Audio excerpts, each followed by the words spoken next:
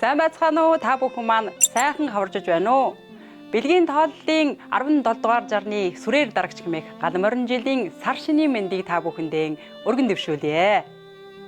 Уул усаараа холбоотой үүх түүхээрээ хэлхээтэй Хятад Монгол хоёр орны ард түмний хувьд морин жил гэдэг аль алинд нь үлзий дэмбэрэлтэй сайхан жил тохиож байгаа юм аа. За монголчуудын хувьд агт хүлэг гэдэг хиймэр лундааны бэлэгдэл болдог бол Хятадын ард түмний хувьд адуун мөн амжилт бүтээл үлзий дэмбэрлийн бэлэгдэлтэй байдаг байна. Ийхүү хиймэр далдаж хишиг хураалсан гал морин жилдээ эрхэм та бүгдийн маань юу сансан 9 хүсэл нь 10 зүгийн буйнаар бадран дэлгэрэх болтугай хэмээх үлзийтэй ирүүлийг өөдөөд нь өргөн дэвшүүлье. Өнгөрсөн онд Солонгос сэтгүүлд ярилцлага өгч ирсэн. Тэгээд өнөөдөр одоо бас ярилцлагатайгаа танилцлаа. Үнэхээр гоё байна.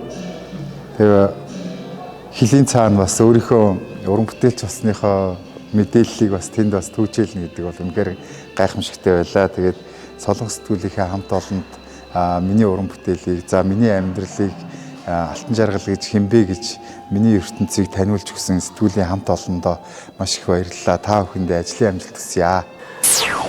Сайн байцгаана уу? Би дуучин Хөслөн байна. Энэ дөрөв та бүгдээ шинэ жилийн мэнчил дэвшүүлж байна. Та бүгдээ сайн шинэлүү. За та бүхэн сайн байна уу? Улаацсан амжилт боллоо. Та бүхнийхэн ажил үйлс өөд өсрөх, аад амьдралын сайн болохыг чин сэтгэлээсээ зөвхөн байна. Сайн байна уу? Солонгос сэтгүүлийн хамт олон хүмүүс Солонгос сэтгүүлийг уншигч.